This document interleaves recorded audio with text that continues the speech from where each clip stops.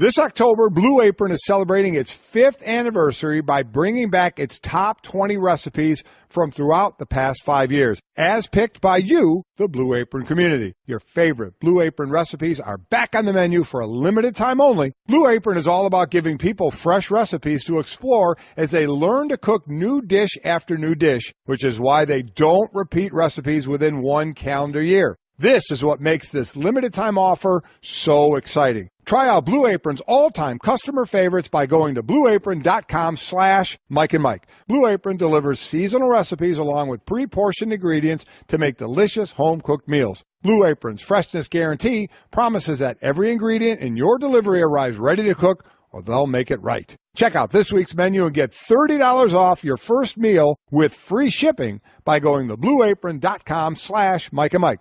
You're going to love how good it feels and tastes to create incredible home-cooked meals with Blue Apron, so do not wait. That's blueapron.com/Mike and Mike. Blue Apron, it's a better way to cook. Good morning, everybody. Welcome in to Mike and Mike on this Thursday. It's Golic and Wingo. Golic and Wingo. Sneak peek. Sneak peek? Sneak peek part. Sneak peek. Yeah. Part 4,632. Anyway, glad you're with us. Hope you're ready for a wonderful Thursday, dovetailing nicely into the start of the weekend. Trey Wingo and Mike Golic. How are you, my friend? I'm doing well. I'm doing well because there's, so, as we're going to get into, so many things to watch. I'm a TV guy anyway. I'm the person in the house that kind of has to have the clicker. Well, you know what we call it in our house? What's that? The God box. Oh, the God box? Because you have control. If you hold the remote. Right. So it's like a scepter almost. Well, if it has anything to do with God and answering to it, that'll be Rick Pitino. We'll get into that later, yeah. But yes, I control the, and to the dismay of my wife, Chris. I don't know how Janice feels about who has it. Do you guys fight over it? Oh, it's a struggle. It's a struggle. Yeah, I usually have and I usually lose. She usually allows me to have it, and if I watch something dumb, she just usually leaves the room, which is quite often. But, I mean, somebody even tweeted me the other day when I was talking about one of the basketball game, the Celtics and the Cavaliers before Hayward's horrific injury. Someone's like, oh, you're missing a great game, the Yankees game. I said, there's this thing called previous channel. Exactly. Okay? Last. You can watch, last, however it is on your clicker. You can watch a couple things at the same time. And then he was back like, oh, I'm watching the hockey instead of the basketball. I said, good for you. So congratulations. I mean, what do you? You have a choice. Yeah, this is why this is a great country. You can do all those things. But, man, you're going to start to need picture-in-picture, with all kind of picture-in-picture for the sports that we can watch. But that's the great thing about this time of year, is that there's so much going on, and we'll get into that in just a minute. But, I mean, literally you have so many viewing choices, and there's not a wrong answer. No. There really isn't a wrong answer, and that's what makes this time of the year fun. In fact, we're going to having that conversation throughout the show a little bit. Yes, we are. Which we'll get into. Again, we are presented by Progressive Insurance, and all phone guests will join us on the Shell Pennzoil Performance Line. Don't forget, if you want to tweet us, it's through the 1-800-Flowers.com Twitter feed, so we will get you set for what a very busy day. We got the start of Week 7 in the NFL coming up right now. Then we got big college football. We got the NBA. Big college and football. massive things going on in baseball, which makes Hembo very happy. Hembo, how happy are you right now? Very happy, as you said. Extremely happy. Extremely happy, as he said. Good things going on. This is the most alert he's looked, by the way, in the 3 hours since we've been here. It really is. Out of baseball season, we lose him. I went baseball. He just went, yeah, ooh. That's exactly right. Happy boy at Christmas. I'm with you as far as college. Notre Dame, USC this week. Who does Baylor lose to this week? Probably whoever they're playing. Yeah.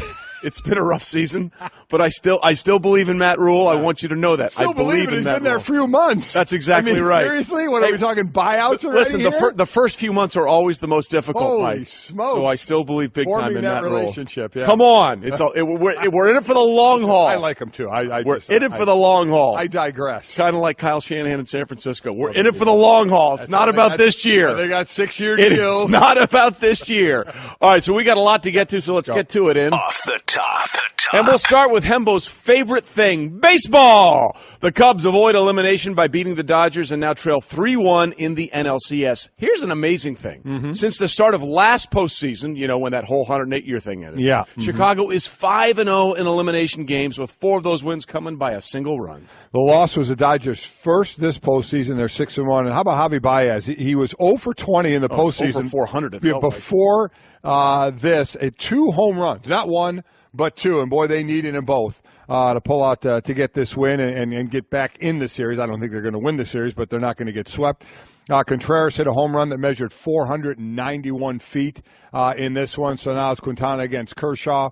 Looking ahead to Game 5. So, again, I still don't hold out a lot of hope. 33 of the 36 previous times you take a 3-zip lead in the best-of-7 series, won by the series in 4 or 5 games. 35. There was 1 year that didn't work out. It didn't work out so well. I don't see it happening this year, but, hey, congrats to the Cubs getting back in this one a little bit. The AL series, as we're going to get to, certainly a lot more on pins and needles here, but Cubs do it with the long ball. You know, it's interesting, too. I was in Chicago last week for some radio affiliate weeks on behalf of what's coming up with Golic and Wingo on November 27th. And there were people already in Chicago saying, you know what, they've already spent all the cash they built up last year by winning the World Series. I'm like, wait a minute. Just hold on. You went 108 years without winning a championship, and now less than a calendar year later, all that house money is already spent? I don't think so. We're satisfied. They do well. I want to ask you one quick question, though. Facing elimination games since the start of last year's postseason, they're 5-0, scoring 6.5 runs with 4 wins by just 1 run. As a St. Louis guy, do you not like to see this out of the Cubs? Well, what I don't like is that I just read that here. Last time we did the show, I did that to you. I said like I wasn't listening, and then I went on and said, hey, did you know? And you're like, in the break you said, I just said all those 3 things. Yeah. I just said that part right there. Oh, you did? Yeah. So there we go. Oh, you did? See, I'm just a little payback. That's exactly right. You were setting me up. Wait, I added to it, though, didn't I? You did add to it. I did add. You embellished. I started it again and then added to it. You brought something to it, yes. Listening is probably the key. Sometimes, but not for us on this show. Okay, let's continue with. All right, go ahead. Now let's go to the other side. The Yankees beat the Astros to claim a 3-2 lead in the ALCS after trailing 2-0 in this series. 4 of the last 5 teams that led 3-2 after trailing 2-0 went on to lose that series. And the 4 that lost had to play Games 6 and 7 on the road, and that's what happens for the Yankees here. Here is the thing now. Listen, Dallas Keuchel had owned Absolutely. the Yankees, and they got to him. It was one thing to try and, hey, can we get him out where the game is close, 1-1, 2-1, something like that, and get to their bullpen, which their bullpen, as we know, is not a very good bullpen. Well, they got to Keuchel himself, and took care of business. Tanaka was fantastic in this one. Here's the great stat about this, and I made sure you didn't read it, so I'm not repeating it. Correct. The Yankees, when they excelled, Trey, with 2 outs. Yeah. 3 of their 5 runs in Game 5 came with 2 outs. 13 of their 21 runs in the series came with 2 outs. With 2 outs, they're hitting .333 as opposed to .162 with fewer than 2. Slugging is .579 opposed to .293. 13 runs scored with 2 outs, 8 fewer than 2 outs. So you get to 2 outs, that's when you really start chanting and saying, let's go Yanks, because that's when they're going to do their best. By the way, how good has Aaron Judge been in this postseason? Yeah. Look, he got off to the great start and then had that horrific slump after the All-Star break, which clearly was pinned to his competing in the home run contest. Clearly. But, it's amazing to see how quickly he has turned it around and found, even when he's not getting hits, he's going deep into counts. He's taking good pitches. He's laying off the bad ones. It's really an amazing thing how quickly he's turned that around. And that group there, that threesome, Judge, Sanchez, and Gregorius, what they've done last night, they were 5 of 11, 4 RBIs, 2 runs.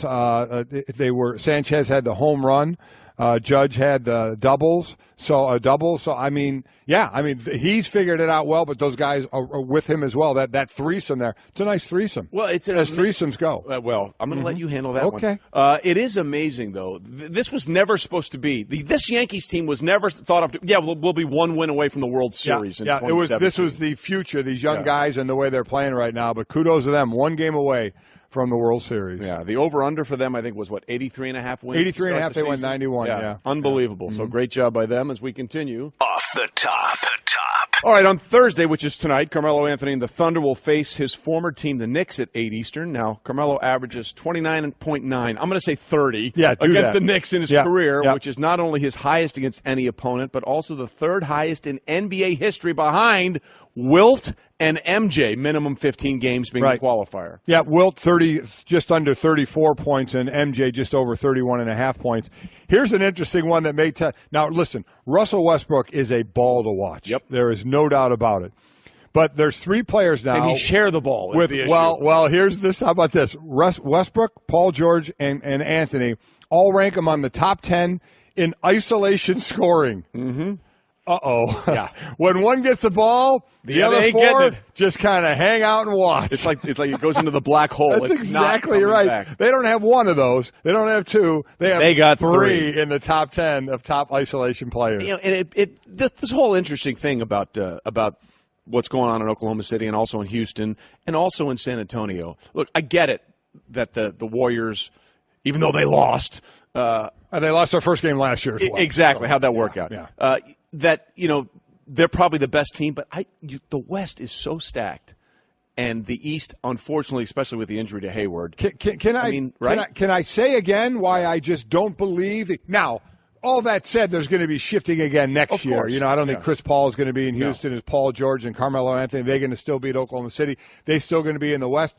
Are they all going to get together to play with LeBron on the West Coast like they said? But I'll say it again. Why would LeBron want to go to the West? Yeah, I agree. mean, you're basically, skidding into the NBA championship in the East. You almost have a 50% chance the way it's set up right now in the East to get to the final. That's half the battle is getting there. Yeah, agreed. And that's the only way to win a championship, from what I've heard, is to be in it. Yeah. I've heard you have close to 100% chance to win a championship if you're actually in the championship. Well, that's the thing I'll never understand about Kyrie. And I get it. He wanted to be his own guy. He did, because he's got a title. I understand that point. That's how it goes. When you get that ring, you say, okay, I've gotten to the mountaintop. Now I want to be the man. Listen, Kobe and Shaq. Yeah, that's the one that, That was they won three straight. Won? 3, 4, 5 more? Ridiculous. You never know. Mm-hmm. All right, so, and by the way, I do love the fact that Carmelo came out in the New York Times and said Phil Jackson was ready to trade me for a bag of chips at some point. Barbecue chips. I was about to say, what kind of chips was the most important discussion? I mean, I'm a barbecue chips guy. My wife's salt and vinegar. Well, cracked pepper. Yeah, there you go. Always good. That's not a bad thing. No, but he had to delineate exactly what kind of chips he was talking about. Mm-hmm. Off the top. As we continue with Off the Top. Hey! NFL Week 7 gets underway tonight. AFC West matchup on Thursday Night Football. The Chiefs visit the Raiders.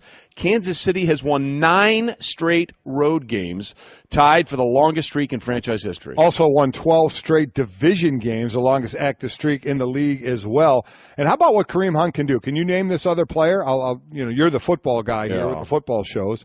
First player, he became the first player in NFL history to reach 100 scrimmage yards in each of his first 6 games. According to Elias, he needs 115 yards from scrimmage to become the second player to reach 1,000 scrimmage yards in his first 7 career games. Close ones, 1980 Billy Sims, 991. Last year, Zeke Elliott, 949. But in 1983... Eric Dickerson, 1,045 yards. And then you go back to 2007, Adrian Peterson, 927 yards. 10, 11 years later, he's your NFC Offensive Player of the Week. Unbelievable, right? The whole time I just was thinking of that death stare he gave Sean Payton on the sidelines. Yeah, the Saints exactly gave in right. Minnesota. Look, the Saints are playing great, don't get me wrong. But Adrian was like, I told you I could still do this. I told you I could still do this. Get into this game a little. We will throughout the morning. Oakland has not been, I know they had one game without Derek Carr, but they haven't been the team a lot of us thought they were going to. Their offense was broke before he broke that bone in his back. Right. During the first 2 games of the season, which they won, they were converting over 50% of their third downs, which was third best in the league. In the 4-game losing streak, they're completing under 30%, third worst in the league. So they've gone from top 3 to bottom 3 on staying on the field and moving the chains in third down. That's real simple. I mean, you can look at a million different things. Right. Oh, they're not running the ball. They're not blocking. Amari Cooper's dropping. If you can't stay on the field at third down, you're not going to have sustained drives and you're not going to score points. And that's been the biggest problem for the Oakland Raiders. Again, the NFL in 2017 is living proof once again that past performance is not an indication of future behavior. Exactly right. Nobody knows anything about the NFL. Nobody knows anything in 2017, and we're just going to figure it out week to week. Yes, but we when I mean nobody, really well. I mean us. But we none of say us. what we don't know with conviction, and that's all that matters. There you go. I mean, the Patriots already have 2 home losses. I think we all thought that was going to be the case. Off the top. Continuing with off the top, time. and this is big time. Andrew Luck has basically shut it down. Colts GM Chris Ballard said the goal is to alleviate inflammation in Luck's surgically repaired right shoulder. He had shoulder surgery in January, practiced for 2 days 2 weeks ago, then amped up the workload, but then he got the soreness, and they're not putting a date on it. I don't think we'll see him again. No, I don't either. I thought if he was going to get healthy, no matter when in the season, they were going to play him. You sit there and you look at the division. The leaders are 3-3. They're 2-3. So, I mean, it's not like they're out of it, but I don't think anybody expects them to make any kind of a run. So why would you even put him on the field? I mean, he tries to come back already. He's got to get the cortisone shot. Yeah. I mean, I don't know at this point why he goes on the field. And listen, Jacoby Brissett will never be Andrew Luck, but I actually think he's playing very well for them in that offense. And what an audition he gets now, right? Yeah, exactly. Look, he's not the reason they lost that game. He had Jack Doyle in the hands 5 times. Right. Outside of the one touchdown, Jack dropped everything. The tight end. I'm not blaming just Jack Doyle, but, I mean, I thought he was very efficient moving that offense. You know, the best comparison for Andrew Luck here is what our old ball coach Herm Edwards had to do. When he was the Jets head coach, Chad Pennington had the exact same surgery, and he's been saying since day one, guys, this is a year. This is a year process. So even if he comes back this year, which looks now very unlikely, he's never going to be anything close to what he was before the surgery because of the wear and tear on the shoulder and the type of surgery it is. So Herm has been saying since day one, hey, look, man, whatever you see out of Andrew Luck in 2017 will be a bonus. The idea is to get him ready for 2018. Yep, agreed. And so that may be, unfortunately for Indianapolis, the long view they've got to take, which in a division which is still very winnable, even though they lost on Monday night. Everyone else in the division is 3-3, and they're 2-4. I mean, they're just a game back, but I just don't know if you're going to see him back again this year. Agreed. All right, move on. Off the top. Thursday. Now, this is interesting. Thursday is the first day in 2017 that all 4 major pro sports are in action. You have Game 5 in baseball, the NLCS, Thursday Night Football, NBA, and NHL games. From 8:30 until approximately midnight Eastern, you can watch these simultaneously. It's the only guaranteed day in the entire calendar year of 2017 that will have all 4 going at once. That's very cool. I mean, listen, so your options are endless. I had, for some reason, I don't know why, I thought we got this more once the baseball playoffs started, and obviously hockey and basketball started, that we got this more than we did. But it's, take advantage of it, which I'm sure a lot of people will. Well, it's interesting, too, because the NBA moved up the season this year, right? Yeah. And so I think that's one of the reasons why we're seeing this confluence. That's right. But it always brings up this discussion I like to have, and we'll do this throughout the show on Twitter. So I want to get your reactions to it as well, whether it's at Wingo's or at ESPN Golic or at Mike and Mike.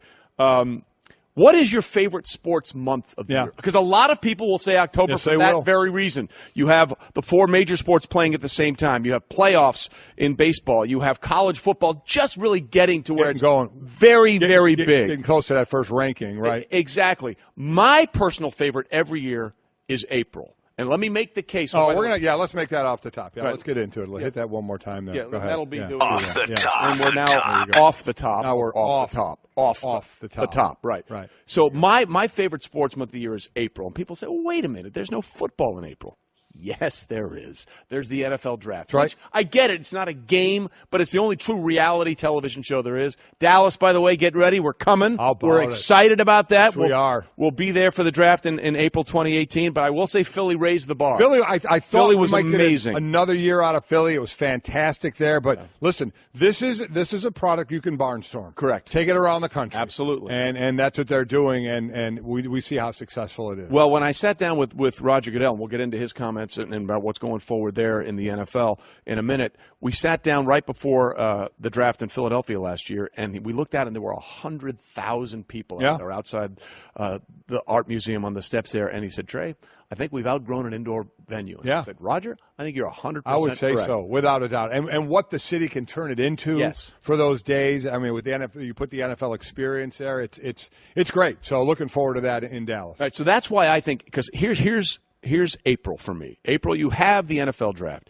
You have the start of baseball. And outside of the playoffs, when baseball starts, everybody has. So there's this thing, hey, summer's coming. I'm with you. Yeah. We're going to get there. So you got baseball starting. The NCAA championship game almost every year is now in April. In April, right. You also have the Masters, which starts in April. You have NHL playoffs. You have NBA playoffs. So I think all that rolled into it, I find April to be the best month of the calendar year. What about you? Well, the one thing that takes me away from that is you don't have actual football on the field. That's fair. And that's fair. Since, obvious reasons, it's my favorite sport. Yeah. But you don't. I get it with the draft. I'm with you. Every team can be involved.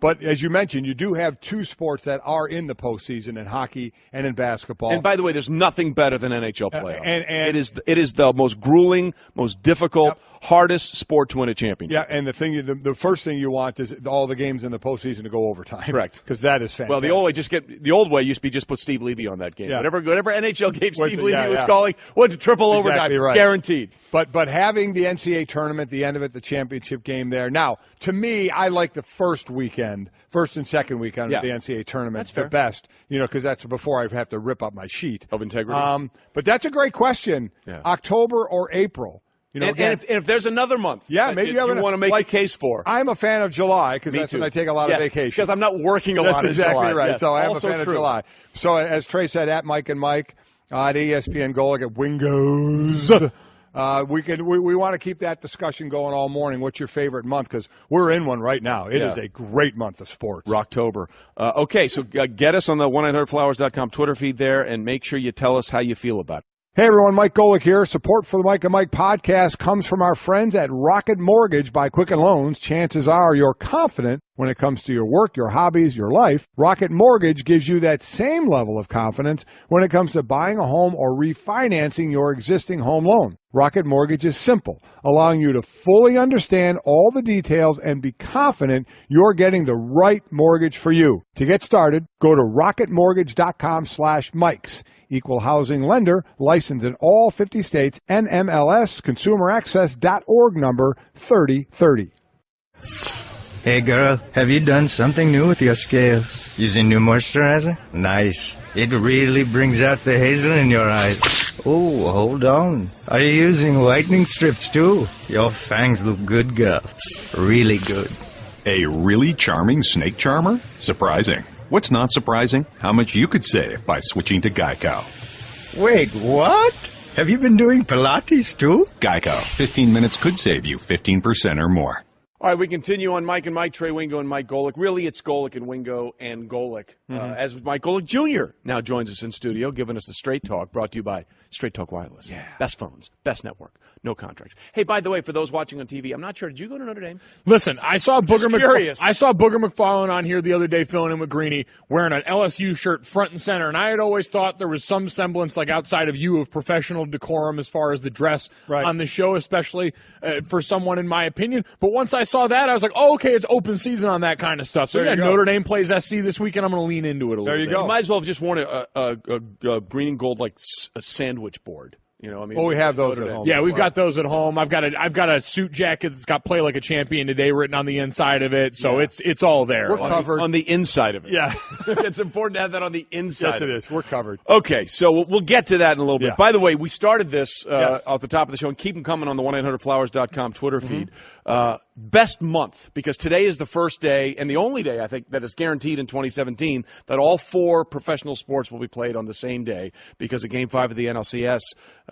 You got the NFL Thursday night game, and you've got, obviously, multiple Major League NBA games and hockey games as well. And so a lot of people think for that reason October is the best sport month out there. Right. I put forth that April is my favorite sport month out there. You came up with July because you're not working, which, hey, good for you, because that goes with the theme. Out of October and April, I think I would probably, even though there's no football on the field, you have the draft, I'd probably lean to April because you have basketball postseason, you have NHL postseason. NCAA championship, the Masters. It's unbelievable. But we've gotten some tweets in here already. Yep. Joe says, my favorite month is September, start of college and NFL, cooler temperatures as well. That's not bad. Do like that. Paul. And this is the winner. This is right now. So far. The early winner. And we'll give a couple bobbleheads away to some of the better ones that we like. Yeah, we got some up there still. Yes, we do. Paul said, my favorite month for sports is February. Super Bowl and Daytona 500. Hashtag 2 drinking parties. With a pizza emoji also, by the way. Love that, Paul. You do you. Paul, I'm telling you. you're feeling good about your bobblehead right exactly now. Just right. so you know. Yeah. We got a couple other ones, but keep those coming. We'll have it throughout the day. I'm just curious to what everyone else's favorite sports month is, because you can make a compelling case for October. I will always take April because of the grand, massive things. Do you have, Junior, do you have a favorite sports month? Listen, as someone who watched the opening round in the NCAA tournament in Vegas last year, March has a very compelling case for that. If nothing alone, like you can treat this like conferences in college football. We always ask what the best conference is, and it depends on your school of thought. Do you want to go depth? Do you want to go the month with the largest roster of sporting events, or you can treat it like the SEC and say they're the best conference because Alabama's been the best team, and say, all right, which month has the single best sporting event in it that we can point to? Like February, you could make that case. You know, they mentioned the Daytona 500, but just having those two events there between the two of them so strong that you could make a compelling case. So it's a philosophy question like anything else. Everything is. You should be so proud. Kierkegaard.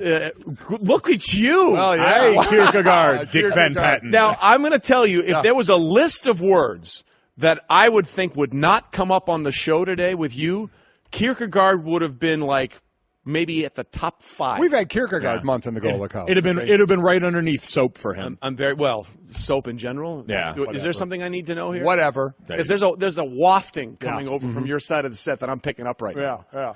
Oh, man. Maybe there's a wafting coming out of the Astros. Okay, Dad, let's continue with the show. Let's talk about baseball. Again, the Yankees won all 3 games in the Bronx after losing the first 2. They've won both of their first 2 series in this postseason, having lost the first 2 games. So what went wrong for the Astros? Well, let's listen to manager A.J. Hinch.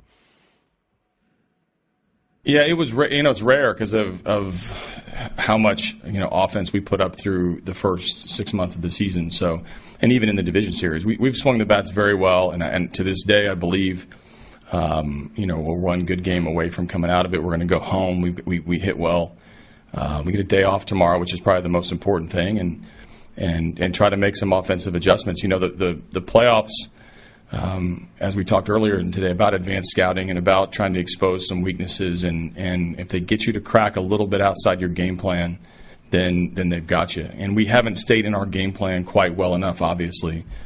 There's not staying in your game plan and the other team taking you out of your game plan. And there's just not hitting. Yeah, not hitting. As far as runs scored, they scored 9 runs in 5 games in the ALCS. Their fewest runs in a 5-game span in the regular season was between September 9th and 13th, and that was 9 as well. So this is not many runs getting across the plate. Well, look, this was the team that I think hit, 280 for the season? Hembo, was it 280, 270, something like it was? They led the majors in hitting. They led the majors in almost every category in terms of. And they're going to have the offense. AL MVP and Altuve. And Altuve, exactly.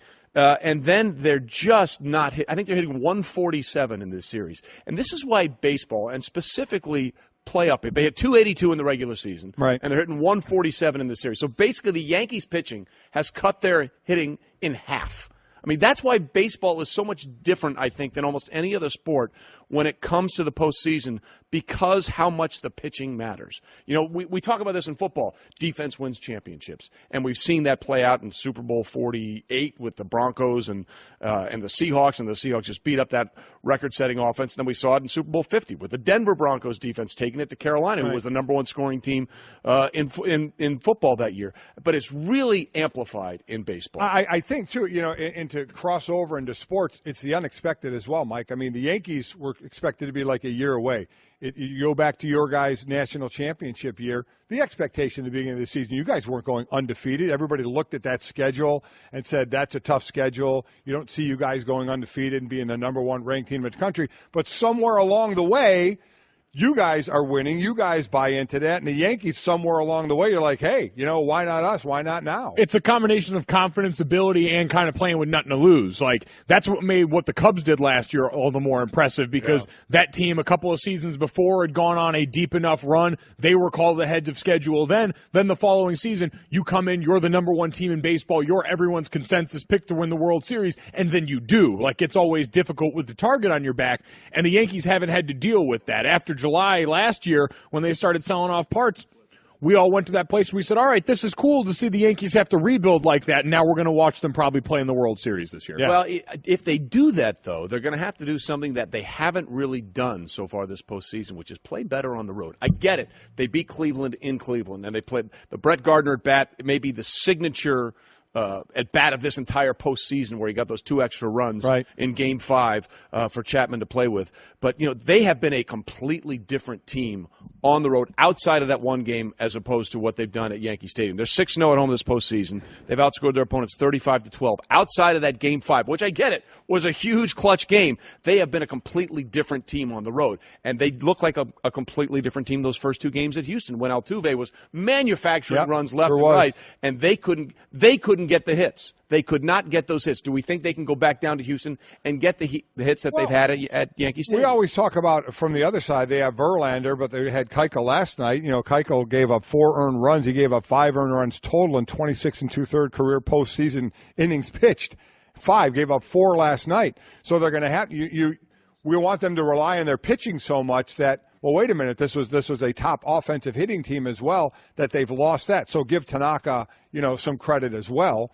But now you got Verlander on the mound, who, went the distance in the last game. So you figure, okay, you should be able to ride that and even this thing up. Yeah, you should be able to. In theory, it's just going to be a matter of, like, we said this.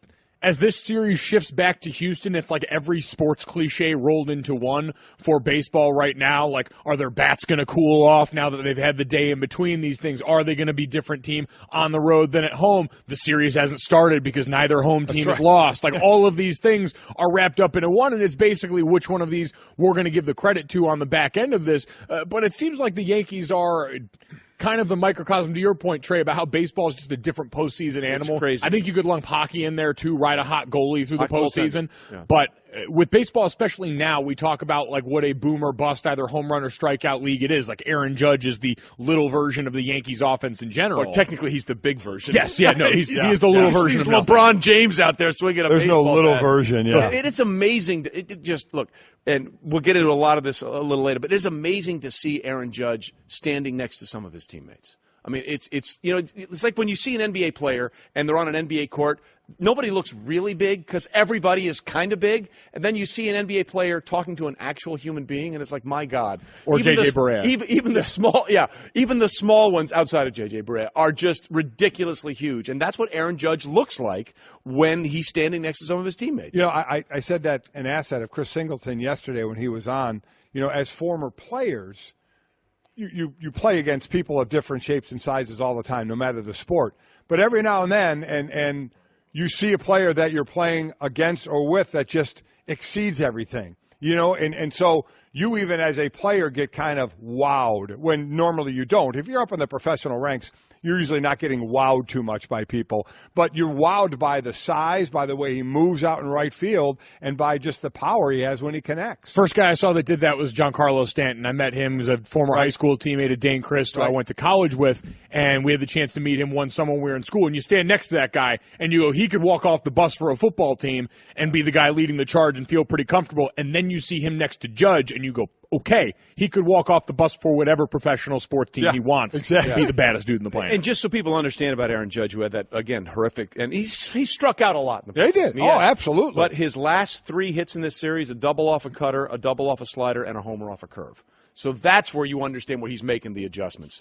Kirk Herbstreit's $1 million moment brought to you by Eckridge and the road to the National Championship Sweepstakes. Visit EckridgeFootball.com for your chance to throw for $1 million at some of the biggest games this season. Here's Herbie talking a little Michigan Penn State.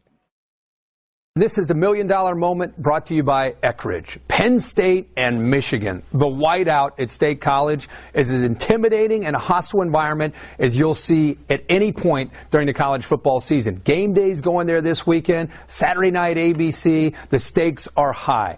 Game within the game, in my opinion, is the Penn State offense with Trace McSorley and, of course, Saquon Barkley and all those receivers. They're so powerful and have such big play potential against this Michigan defense. Don Brown brings, obviously, an aggressive defense. It's going to be in your face, looking to try to get penetration and looking to play a lot of man-to-man. My opinion, something's got to give. Can Penn State create the big plays, or can Michigan get into the backfield and get after Trace McSorley and give him a long night? One way or another, we'll find out which of these teams is ready to kind of take that next step as they try to go out and have a great season in 2017.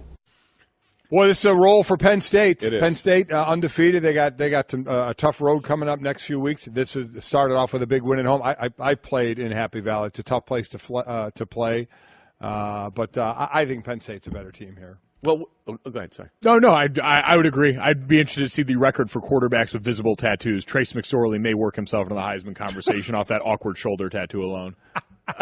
I was not expecting that. No, hey, never are. You know, with the issues with Clemson, the loss to Syracuse, and we don't know what's going on with Kelly Bryant, the concussion protocol. They say they're going to be very careful with him.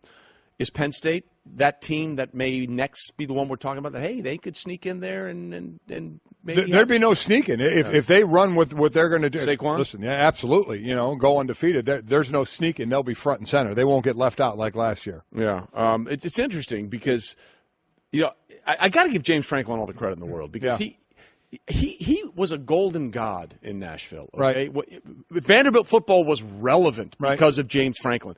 He could have stayed there forever and been the king of Nashville, which, by the way, not a bad place. There are worse towns to be a king of than Nashville.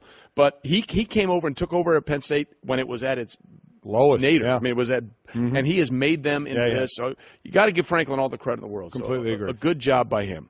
Okay, don't forget Mike and Mike presented by Progressive Insurance. All phone guests on the Shell Pennzoil Performance Line, unless you're Mike Golic Jr. and you're here in person, as you will be going forward, starting November 27th with Golic and Wingo. So we're excited about that. There you go. But we talked about the Yankees last segment. Right. Now, the Cubs did stay alive. They won, but there was a very controversial play in the 8th inning where Curtis Granderson made a case that he foul-tipped a ball on a strike three. Right. Replays clearly showed he did not. So give Curtis all the credit for selling it the way he did it. But Joe Madden came out and went off and was ejected. The replay showed it clearly wasn't a foul tip. After the game and the win, Madden explained why he was so animated. Yeah. I was upset. I mean, listen, this is an elimination game, man. This isn't just another one. This isn't June 23rd. This is an elimination game. And, again, with all due respect to the umpires, and as Ricky Bobby once you've said, with all due respect, then you can say whatever you want. With all due respect. Under those circumstances, that can't happen. It can't happen. If Granderson hits the next pitch out of the ballpark, that can't happen. The process was not good. That's my argument. The process was a bad process. That's my argument. If I don't do that, what do my players, think? I mean, if I don't stand up for our guys like that, what do they think in that moment? So, and really that's part of it. The other part is you want to win the darn game, man. You want to win the game. And if that takes the game away from you right there, that would be really awful. By the way, kudos to Joe's just so we can do this.